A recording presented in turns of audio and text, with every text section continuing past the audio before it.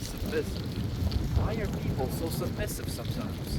Sexually in BDSM, they like to be degraded, tied up, and all the other stuff done to them. Or socially, they just like to be degraded. They like to be made fun of. They make fun of themselves all the time. And they just don't think they're great.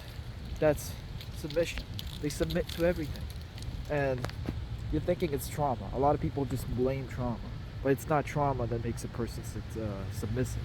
It's actually discipline that makes the person submissive.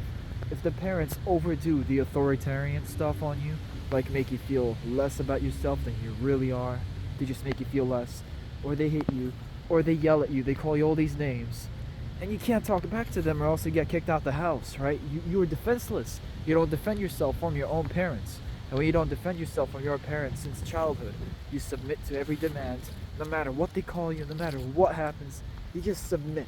It could be one parent, it could be two parents. You just submit to everything they do, and then eventually in life, you're going to become submissive. You're going to be all,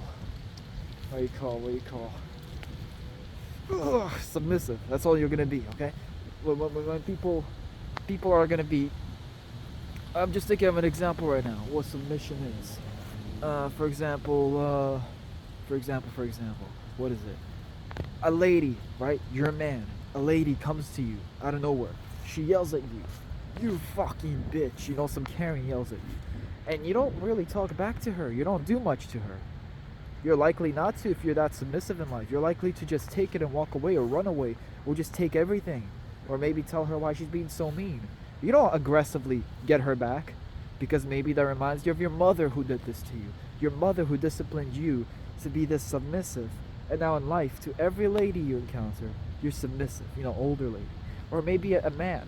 Maybe you react like this to any man, to a guy, or maybe to both. I don't know which one it is. But people become submissive from discipline. And discipline is what causes, you could call it trauma if you want to call it trauma. But I say it's more about the discipline, over disciplining the people. They could purposely put you down, or they could do it unintentionally. But it all boils down to how you feel about yourself. And if you feel not so great about yourself, not like, for example, you have the best luxury stuff, like I don't know, like the best food. You don't feel like you deserve it, or when you're using the bathroom and there's somebody else around, you don't feel like, you feel a little embarrassed because you feel like people have even lower self-worth of you because they hear you using the bathroom. That's a lot of things for people that have this submissive mindset.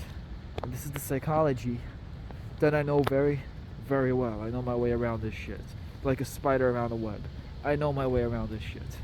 Trust me. Submissiveness is not really trauma. It could come from trauma, but it fully comes from the discipline that you're given as a child and all the way up to your early teenagehood and teenagehood, even adulthood if you still live with your parents. If you come to this video for a solution, maybe an answer, maybe this is a cry for help, maybe you need the answer to stop feeling this way. And let me tell you this, I don't have a direct answer. I really don't. Because people with this type of trauma, like you have, if you're watching this video, maybe you're just curious about the trauma.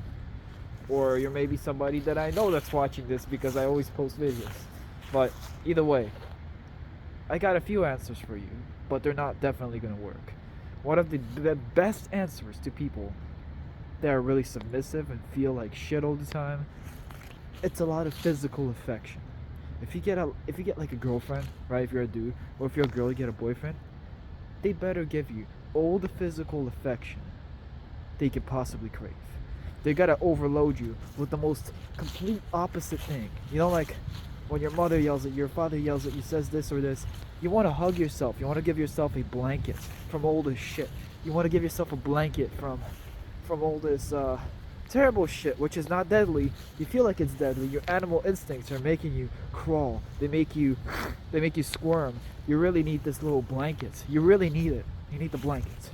So the blanket is going to be physical affection. Especially in adulthood, you need that shit, or else you're you're gonna end up doing something really bad to yourself, okay? If you don't follow this little advice. But what if physical affection is not something you like? What if somebody touches you, you want to fucking kill them? Well, let me tell you. Sweets. Sweets, they usually help, especially if you make them by yourself so you don't put in a lot of sugar. That way you don't get diabetes or cancer. And maybe that can help you because food is a great source of entertainment and comfort. But at the same time, you might become a fat ass, so it's not as healthy as the affection option. Those are the two cures that I've thought of so far. Medicine, don't do the medicine, okay? Don't do meds.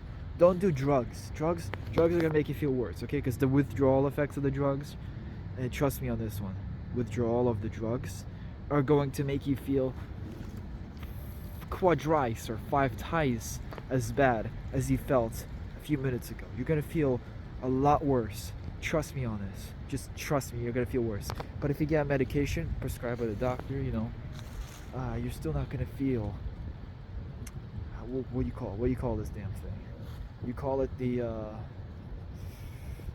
what do you call it? This only works for like 10% of people that take this. It works only for 10%, and the rest can go fuck themselves.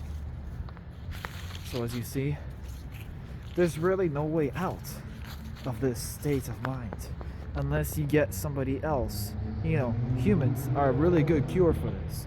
Humans, you need human affection. You need some physical human affection for this to work. That is my best remedy that I can offer for you.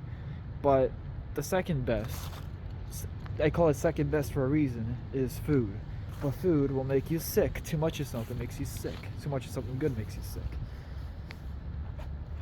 God bless, and I hope you can find your peace.